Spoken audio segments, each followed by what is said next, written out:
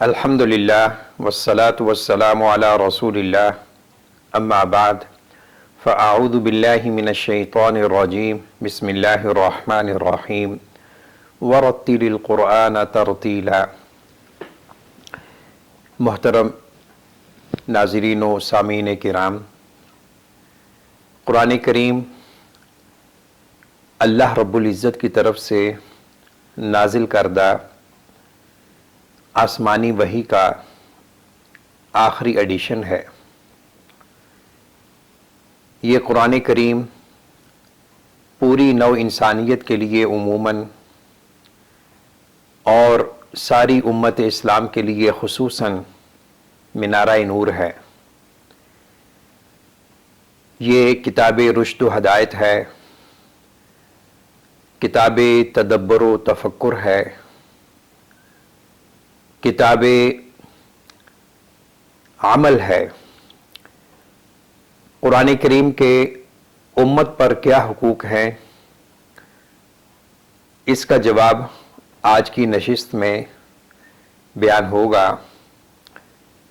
قرآن و سنت کی روشنی میں اہل علم نے امت پر حقوق قرآن کے حوالے سے جو علمی ذخیرہ مرتب کیا ہے، اس کا ملخص کچھ اس طرح ہے۔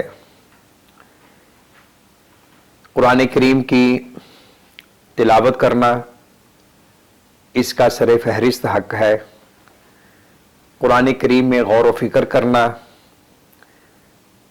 قرآن کریم کی زبان عربی کو سیکھنا، قرآن کریم پر عمل کرنا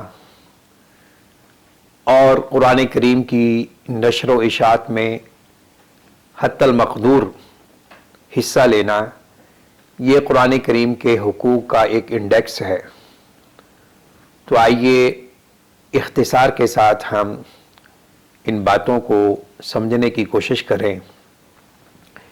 قرآن کریم وہ کتاب ربانی ہے کہ جس کی قرأت، جس کی تلاوت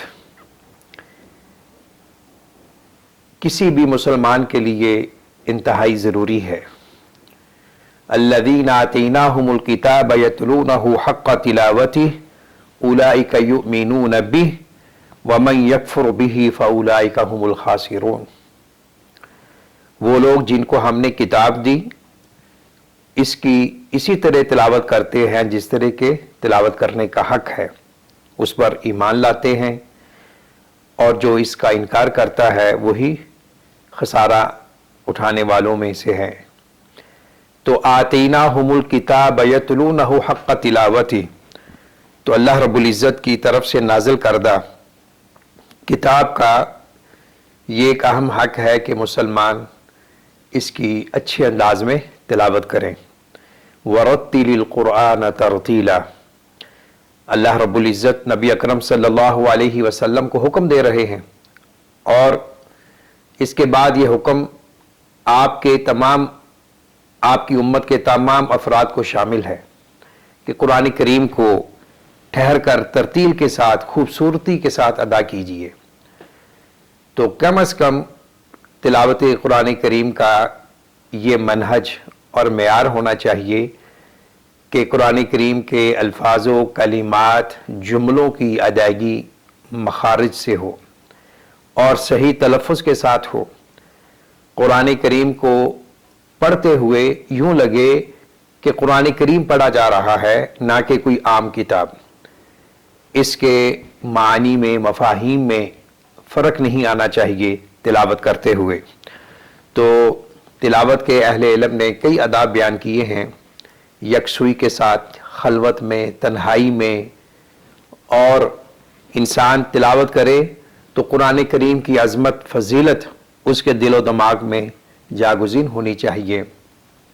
اللہ کے رسول صلی اللہ علیہ وسلم نے فرمایا زینوا القرآن باصواتکم، کہ اپنی آوازوں سے قرآن کریم کو مزین کیا کرو۔ اور آپ صلی اللہ علیہ وسلم کا معمول کیا تھا تلاوت قرات کے حوالے سے؟ اس کی وضاحت ایک حدیث سے ہوتی ہے۔ حضرت ام سلمہ رضی اللہ تعالی عنہا بیان فرماتی ہیں، کان رسول اللہ صلی اللہ علیہ وسلم یقطع قراءتہ یقرأ الحمد للہ رب العالمین ثم یقف الرحمن الرحیم ثم یقف وکان یقرأها مالک یوم الدین، کہ آپ صلی اللہ علیہ وسلم قرات تلاوت کرتے، ایک ایک آیت الگ الگ کر کے پڑھتے تھے۔ پھر انہوں نے مثال دی کہ آپ الحمدللہ رب العالمین پڑھتے، وقف کرتے، پھر اگلی آیت الرحمن الرحیم پڑھتے، پھر اس کے بعد مالک یوم الدین پڑھتے۔ تو یہ مسنون انداز ہے قرآن کریم کی تلاوت کرنے کا۔ اور ترنم کے ساتھ اللہ رب العزت نے اگر کسی انسان کو خوبصورت آواز عطا کی ہے تو اللہ کی اس نعمت کو تلاوت قرآن کریم میں صرف کرنا چاہیے۔ آپ صلی اللہ علیہ وسلم نے فرمایا، لیس منا من لم یتغنى بالقرآن، ہم میں سے وہ نہیں ہے جو قرآن کریم کو ترنم کے ساتھ خوبصورتی کے ساتھ نہیں پڑھتا۔ تو اس ترنم میں اعتدال ہونا چاہیے، افراط و تفریط سے بچتے ہوئے۔ اور جب کوئی مسلمان قرآن کی تلاوت کرے تو کم از کم اتنی بلند آواز سے پڑھے کہ وہ اسے خود سنے، اور جو انسان تلاوت کرتے ہوئے خود سنتا ہے تو اس میں ایک لذت، حلاوت محسوس ہوتی ہے۔ تو قرآن کریم کی تلاوت اس کا ایک اہم حق ہے، بالخصوص رمضان المبارک جس میں قرآن کریم نازل ہوا، اس کی کثرت کے ساتھ تلاوت کرنی چاہیے۔ شہر رمضان الذی انزل فیہ القرآن ھدی للناس وبینات من الھدی والفرقان، اللہ کے رسول صلی اللہ علیہ وسلم اس مبارک مہینے میں سید الملائکہ حضرت جبریل علیہ السلام کے ساتھ قرآن کا دور فرماتے تھے، اور جس سال آپ کی وفات ہوئی آپ نے 2 بار قرآن کریم کا دور ارشاد فرمایا۔ تو اس سے تلاوت قرآن کریم کی اہمیت بالخصوص رمضان میں اجاگر ہوتی ہے۔ قرآن کریم کا ایک اہم حق وہ ہے اس میں تدبر کرنا، غور و فکر کرنا۔ یہ لمحہ ہمارے لیے لمحہ مسرت و انبساط ہے کہ مسلمان کثرت کے ساتھ بحمد اللہ قرآن کریم کی تلاوت کرتے ہیں، بالخصوص ماہ رمضان میں۔ اور ساتھ ہی لمحہ افسوس یہ ہے، مقام تاسف یہ ہے کہ بہت سے مسلمان قرآن کریم کے فہم سے، تفہیم سے بہت دور ہیں، قرآن کریم میں غور و فکر نہیں کرتے۔ اس حوالے سے قرآن کریم ہماری توجہ کا بہت زیادہ حقدار ہے۔ ضرورت اس بات کی ہے کہ اس کتاب رشد و ہدایت کو غور و فکر سے پڑھا جائے۔ وَلَقَدْ يَسَّرْنَا الْقُرْآنَ لِلذِّكْرِ فَهَلْ مِن مُدَّكِرٍ، یقیناً قسمیہ انداز ہے، سورۃ القمر میں 4-5 مرتبہ اس آیت کو دہرایا گیا ہے کہ ہم نے قرآن کریم کو آسان کر دیا ہے کوئی غور و فکر کرنے والا، اس سے نصیحت حاصل کرنے والا؟ تو تدبر، تفکر، قرآن کریم میں غور کرنا یہ قرآن کریم کا حق ہے۔ اگر ہم اپنا جائزہ لیں تو یہ ہم سب کے لیے حرف استفہام ہے، سوالیہ نشان ہے کہ امت اسلام کے کتنے نوجوان ہیں جو فنی عصری علوم و فنون کے لیے 16 سال، 20 سال، 24 سال صرف کر دیتے ہیں، لیکن ان سالوں میں انہیں قرآن کریم کی 10 آیات کا بھی ترجمہ نہیں آتا۔ تدبر تو بعد کی بات ہے۔ تو قرآن کریم کو اپنی مصروفیات کا حصہ بنائیے، اسے اپنی ترجیحات میں شامل کیجئے۔ قرآن کریم میں غور و فکر کرنے سے امت اسلام کے نوجوانوں میں ایک اویئرنیس پیدا ہوگی، ان کے عقل، دانش، فکر کے دریچوں کو وسعت عطا ہوگی۔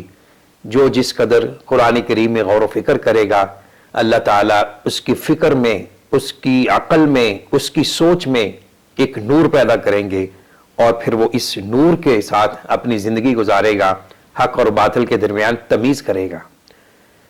بہت سے نوجوان ہر قسم کا علم حاصل کر لیتے ہیں، لیکن قرآن کریم کا ترجمہ، قرآن کریم میں غور و فکر، تدبر، اس سے وہ دور رہتے ہیں۔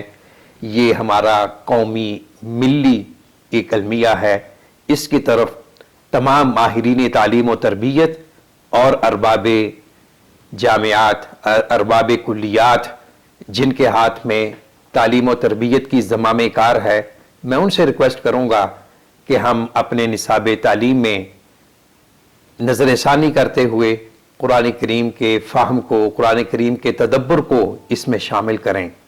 کہیں ایسا نہ ہو کہ ہماری امت کے نوجوان قرآن کریم سے غافل رہیں، اور قرآن کریم سے غافل رہنا، اس میں غور و فکر نہ کرنا بہت بڑی بدقسمتی اور محرومی ہے۔ ارشاد باری تعالی ہے، کتاب انزلناہ الیک مبارک لیدبروا آیاتہ ولیتذکر اولو الالباب، یہ کتاب بابرکت ہے جسے ہم نے آپ کی طرف نازل فرمایا، کس لیے؟ تاکہ اس کی آیات میں غور و فکر کریں اور عقل مند اس سے نصیحت حاصل کریں۔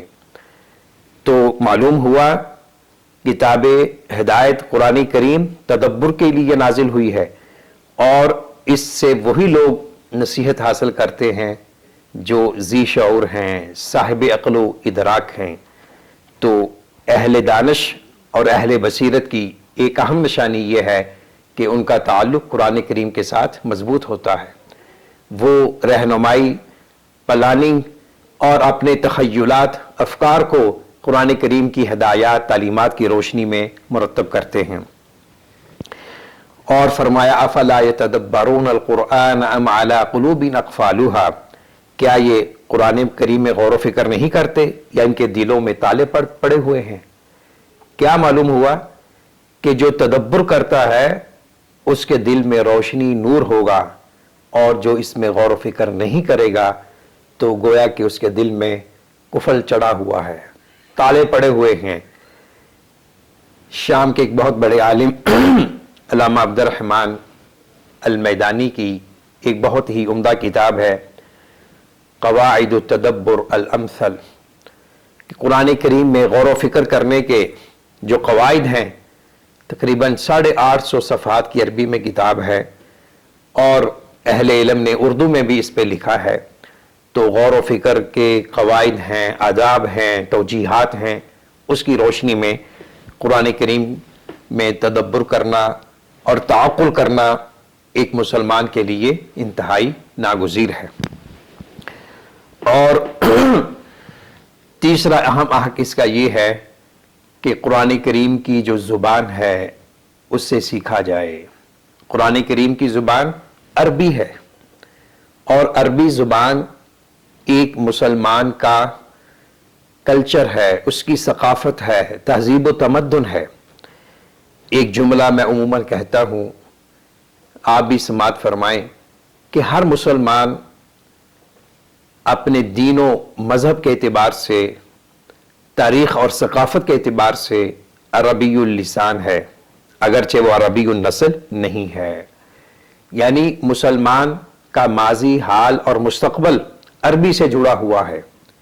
عربی زبان کا سیکھنا ہمارا دین ہے، اخلاق ہے، اور عربی زبان ہی میں قرآن و سنت ہے، شریعت کے ماخذ، ہماری تاریخ، فقہ اور ہمارا جو سارا علمی ورثہ ہے وہ اصل عربی میں ہے، اس کے بعد دوسری زبانوں میں منتقل ہوا ہے۔ تو عربی زبان سیکھنا مسلمان کے لیے ضروری ہے، مہد سے لے کر لحد تک۔ مثال کے طور پہ مسلمان کس قدر عربی سے جڑا ہوا ہے، جب وہ پیدا ہوتا ہے اس کے کان میں اذان کہی جاتی ہے، وہ عربی میں ہے۔ مسلمانوں کی اکثریت کے نام 95 سے ابو مسلمانوں کے نام ایک سروے کر لیجئے عربی میں ہیں، اور اسے ابتدا میں سبحان اللہ، الحمدللہ کلمات سکھلائے جاتے ہیں۔ نماز 7 سال میں سکھانے کا حکم ہے، 10 سال تک اگر وہ نہ پڑھیں تو ان کو پنشمنٹ دینے کا حکم ہے۔ یہ نماز عربی زبان میں ہے۔ جب مسلمان نوجوان عمر نکاح کو پہنچتا ہے، نکاح ہوتا ہے، خطبہ نکاح عربی میں ہے، جنازہ عربی میں ہے، قبر میں سوالات عربی میں ہوں گے، تو عربی سے کوئی بھی مسلمان بے نیاز نہیں رہ سکتا. اس لیے عربی کو اپنے تعلیم و تربیت کا حصہ بنانے کی ضرورت ہے. اور اہم چیز، چوتھا اس کا حق یہ ہے کہ قرآن کریم پر عمل کیا جائے. یہ قرآن کریم محض نظریاتی اور فکری کتاب نہیں ہے، اور نہ ہی ایک خاص مذہبی تقدس کے حوالے سے موروثی کتاب ہے. یہ الفاظ میں بڑے دکھ درد کے ساتھ کہہ رہا ہوں. اکثر مسلمانوں نے اسے ایک مذہبی موروثی کتاب کی شکل عطا کی ہوئی ہے کہ اس کے ظاہر سے تبرک حاصل کر لیا جائے، اور اس کے جو حقیقی مفاہیم ہیں، معانی ہیں، اس سے وہ غافل ہوتے ہیں. تو قرآن کریم کتاب عمل ہے اور کتاب حرکت ہے. وَهَذَا كِتَابٌ أَنزَلْنَاهُ مُبَارَكٌ فَاتَّبِعُوهُ وَاتَّقُوا لَعَلَّكُمْ تُرْحَمُونَ. یہ کتاب ہم نے جو نازل کی ہے بڑی بابرکت ہے، لہٰذا تم اس کی اتباع کرو اور اللہ تعالیٰ سے ڈرتے رہو تاکہ تم پر رحم کیا جائے. تو قرآن کریم کتاب عمل ہے، اور خوش قسمت ہیں وہ افراد امت، وہ ملت اسلام کے نوجوان، بوڑھے، بچے، خواتین جو قرآن کریم کے ساتھ اپنے تعلق کو مضبوط سے مضبوط تر کرتے ہیں اور قرآن کریم کے ساتھ اپنا اظہار محبت عملی طور پہ کرتے ہیں. اور جو قوم، جو افراد قرآن کریم کو اپنی زندگی میں جگہ عطا نہیں کرتے، جگہ نہیں دیتے، وہ بہت بڑی غفلت کا شکار ہیں. اللہ کے رسول صلی اللہ علیہ وسلم کل قیامت کے دن ایسے لوگوں کی شکایت کریں گے اللہ کی دربار میں، جیسا کہ قرآن کریم میں ارشاد ہے وقال الرسول یا ربی،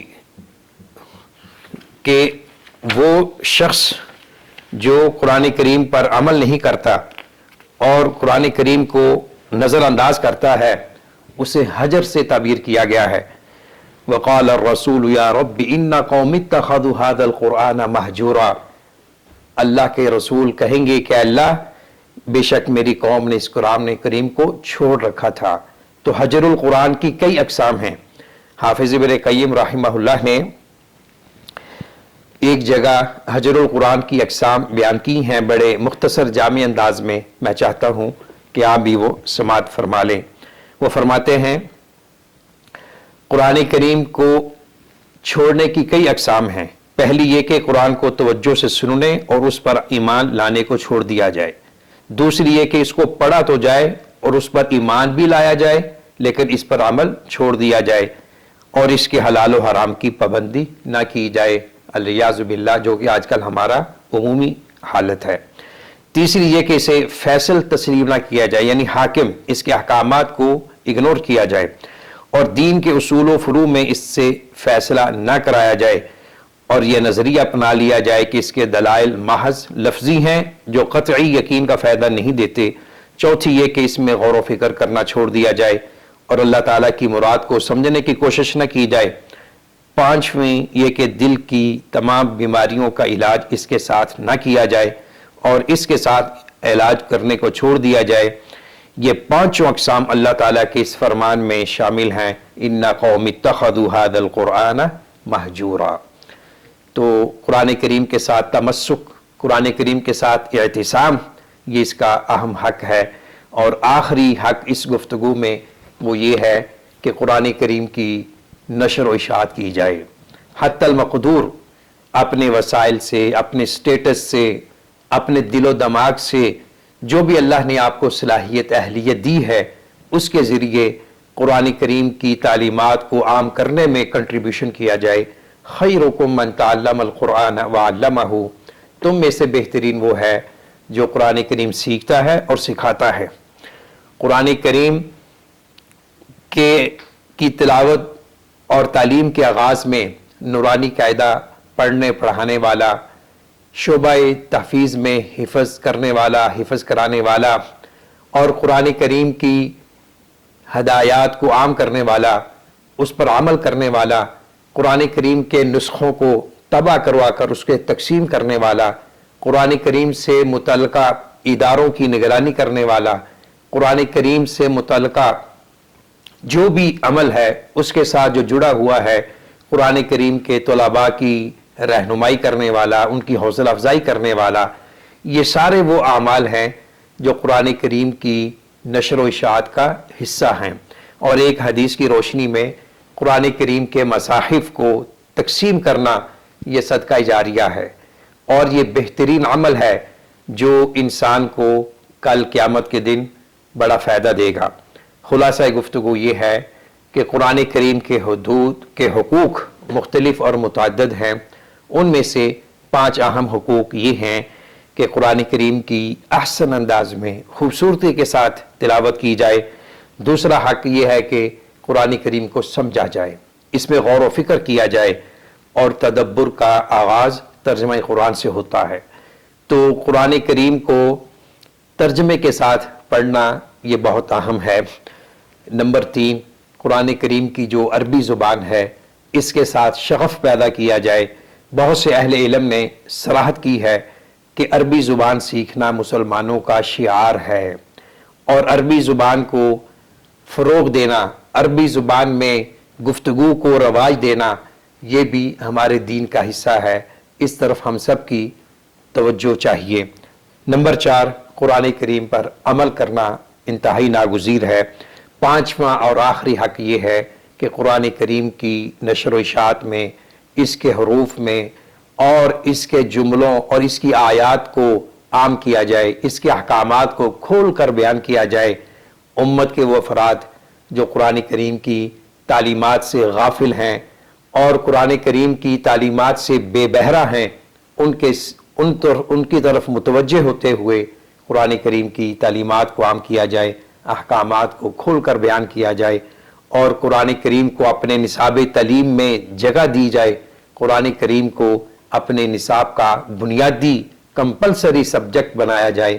اللہ رب العزت سے دعا ہے اللہ تعالی ہمیشہ ہمارے دلوں کو نور کتاب و سنت سے منور فرمائے، اور اللہ رب العزت ہمیں ان خوش قسمت لوگوں میں شامل فرمائے جن کے بارے آپ صلی اللہ علیہ وسلم نے فرمایا کہ وہ شخص قابل رشک ہے جسے اللہ نے قرآن کریم کی نعمت سے نوازا ہوا ہے، اور وہ صبح و شام قرآن کریم کی تلاوت کرتا ہے۔ وآخر دعوانا ان الحمد للہ رب العالمین۔